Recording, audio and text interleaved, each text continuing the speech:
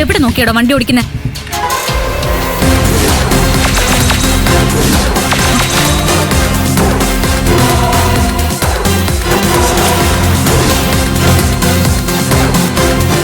എന്താടി നിന്റെ നാക്ക് കുറെ നീളുന്നുണ്ടല്ലോ.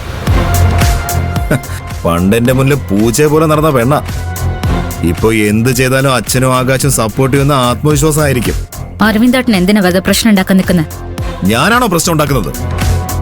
നീ എന്റെ വീട്ടിൽ വന്ന് കയറി അന്ന് തുടങ്ങിയതാ എന്റെ കഷ്ടകാലം. അച്ഛനെ എന്നീന്ന് അകറ്റിയത് നീ ഒറ്റ ഒരുത്തിയാ.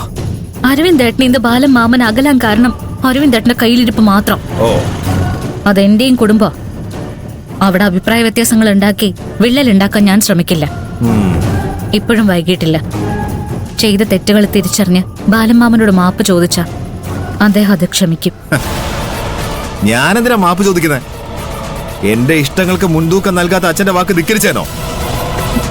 നടന്ന തന്നെ എന്റെ പട്ടി മാപ്പ് പറയും. നീയും നിന്റെ കെട്ടിയനോ അധികം സന്തോഷിക്കണ്ട. എനിക്ക് ആ വീട്ടിൽ അധികം കളിക്കാൻ പറ്റാത്തേ എനിക്കൊരു ജോലിയോ കയ്യില് കാശോ ഇല്ലാത്തോണ്ടാ. പക്ഷേ ശ്രേയായിട്ടുള്ള എന്റെ കല്യാണം നടന്നാൽ അതെല്ലാം മാറും. ശ്രേയ അരവിന്ദേട്ടനെ കല്യാണം കഴിക്കുന്നത് നമ്മുടെ കുടുംബത്തിനോട്, പ്രത്യേകിച്ച് എന്നോടും അക്കുച്ചേട്ടനോടും പ്രതികാരം ചെയ്യാനാ. അവൾക്ക് അരവിന്ദേട്ടനോട് എന്തെങ്കിലും സ്നേഹം ഉണ്ടെന്ന് അരവിന്ദേട്ടന് തോന്നുന്നുണ്ടോ? ഇപ്പൊ ഉണ്ടാവില്ല, പക്ഷേ എപ്പോഴും അങ്ങനെ ആവണമെന്നില്ലല്ലോ. എന്നെ മനസ്സിൽ കൊണ്ട് നടന്നിട്ടല്ലേ നീ ആകാശിനെ കല്യാണം കഴിച്ചത്.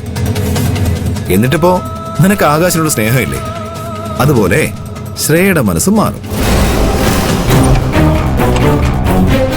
അരവിന്ദേട്ടാ, എന്നെ പോലെ അല്ല ശ്രേയ. അതെന്താ, അവൾക്ക് കൊമ്പുണ്ടോ? ഈ കാര്യത്തിലെ എല്ലാ പെണ്ണുങ്ങളും ഒരുപോലെ തന്നെയാ. കഴുത്തിൽ താലി കെട്ടിയവനോട് എന്നും അവർക്കൊരു വിധേയത്വം ഉണ്ടാവും. കല്യാണം കഴിഞ്ഞ് അധികം വൈകാതെ അവളെ ഞാൻ എന്റെ ചൊൽപ്പടിക്ക് നിർത്തി കാണിച്ചു തരാം. അതൊന്നും നടക്കാൻ പോകുന്നില്ല. അവളും അരവിന്ദേട്ടനും കൂടി നമ്മുടെ കുടുംബം തകർക്കുമല്ലേ?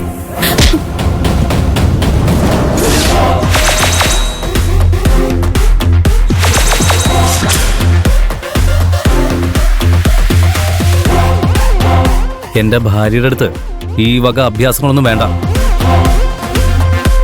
വൈകാതെ നിന്റെ കല്യാണം ഉണ്ടാവുമല്ലോ. ഈ നമ്പറുകളൊക്കെ നിന്റെ ഭാര്യയുടെ അടുത്ത് ഇറക്കിയാൽ മതി. അവക്കാണെങ്കിൽ 2 തല്ലിന്റെ കുറവുമുണ്ട്. മര്യാദയ്ക്ക് പോവാൻ നോക്ക്. നമ്മൾ തമ്മിൽ ഉരസിയാലേ നാട്ടുകാർ ബാലമാഷിന്റെ മക്കൾ നടു റോഡിൽ തല്ലുകൂടിയെന്ന് പറയും. അതച്ഛന് ക്ഷീണമാവും.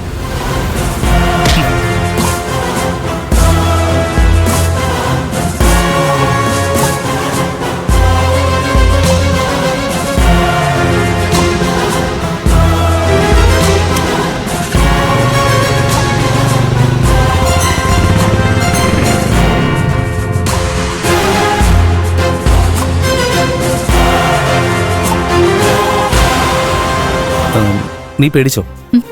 ഇല്ല, അക്കുച്ചേട്ടൻ കൃത്യസമയത്ത് എത്തിയത്. ഞാൻ നിന്നെ കാണാൻ വേണ്ടിയിട്ട് തന്നെ ഇറങ്ങിയത്. എൻ്റെ ഒരു കൂട്ടുകാരൻ വഴി ഞാൻ നിനക്കൊരു ക്ലയന്റിനെ റെഡിയാക്കിയിട്ടുണ്ട്. ആ ക്ലയന്റ് ഒരു ലേഡിയാ. അവരെ നീ ഇംപ്രസ് ചെയ്താ വലിയൊരു ഓർഡർ കയ്യിലിരിക്കും. അവര് സീഷോർ റിസോർട്ടിലുണ്ട്. നീ നേരെ അങ്ങോട്ട് വയ്ക്കോ. ഞാനൊരു ഫയൽ ഓഫീസിൽ ഏൽപ്പിച്ചിട്ട് വേഗം അങ്ങോട്ട് വരാം. അക്കുച്ചേട്ടാ, താങ്ക് യു. ഓ, വരവ് വെച്ചിരിക്കുന്നു.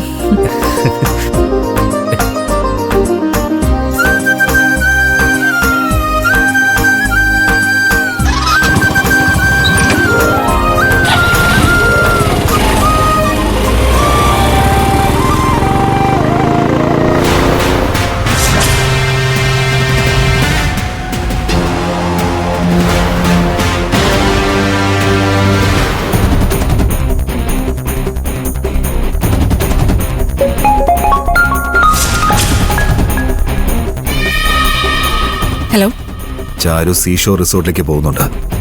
ഒറ്റയ്ക്കാ? ശരി, ബാക്കി ഞാൻ നോക്കിക്കോളാം.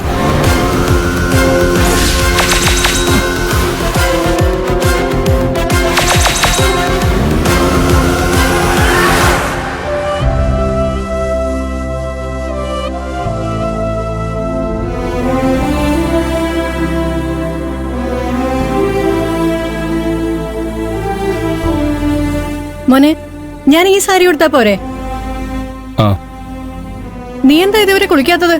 വേഗം പോയി കുളിച്ച് റെഡിയാവ്. എനിക്ക് റെഡിയാവാൻ ഒരു 5 മിനിറ്റ് മതിയല്ലോ. ശരി. ഇങ്ങനെ വിഷമിച്ചിരിക്കല്ലേ, എന്തായാലും ടൂറിന് പോണം. എന്നാ പിന്നെ കുറച്ച് സന്തോഷിച്ചൂടെ? ഞാൻ ഒറ്റയ്ക്ക് എങ്ങനെ സന്തോഷിക്കാന്? പാറു പുറത്ത് കാണിക്കുന്നില്ലെന്നേ ഉള്ളൂ. അവക്ക് നല്ല വിഷമമുണ്ട്. രാവിലെ ടെറസിലേക്കെന്ന് പറഞ്ഞു പോയതാ, ഇതുവരെ തിരിച്ചു വന്നിട്ടില്ലേ.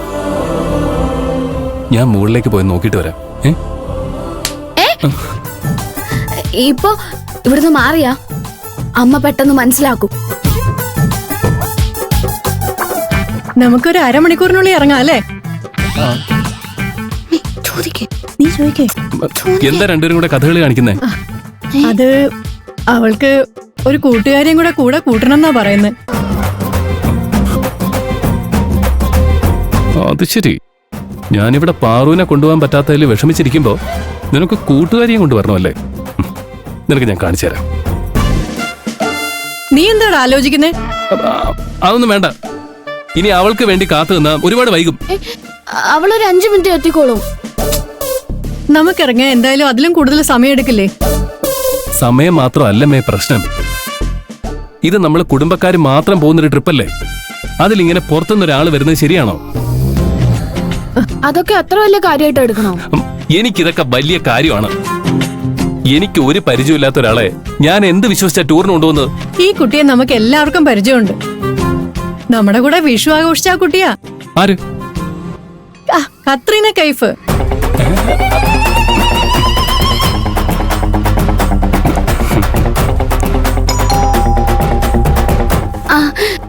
ഇത് അവളായിരിക്കും. എടാ, അവളെ കൂട്ടാനുള്ള ഉദ്ദേശമില്ലെങ്കിൽ അതൊരു മയത്തില് പറയണം.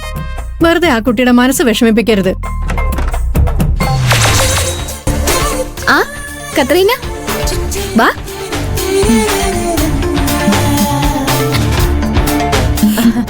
സുഖല്ലേ മോളെ? അതെ അമ്മേ. നിന്നെയും കൂട്ടി ടൂറിന് പോവാന്നാ ഞാൻ വിചാരിച്ചത്. പക്ഷെ ചേട്ടൻ സമ്മതിക്കുന്നില്ല. നിന്നെ വിശ്വസിക്കാൻ പറ്റില്ലെന്നാ ചേട്ടൻ പറയുന്നത്. അയ്യോ, അതിന് കത്രീനയാണ് വരുന്നതെന്ന് എനിക്കറിയില്ലായിരുന്നല്ലോ. അപ്പോ നിനക്ക് ഇവള് വരുന്നതിൽ കുഴപ്പമൊന്നുമില്ലേ? ഈ കുട്ടി നമ്മുടെ കൂടെ വിഷു ആഘോഷിച്ചല്ലേ. ഒരു തരത്തില് ഇവള് നമ്മുടെ കുടുംബത്തിന്റെ ഒരു ഭാഗമല്ലേ. കത്രീന വരട്ടെ. ഇപ്പോഴാ എനിക്ക് സന്തോഷായത്. മോളിരിക്കെ, ഞാൻ ഇപ്പൊ വരാം.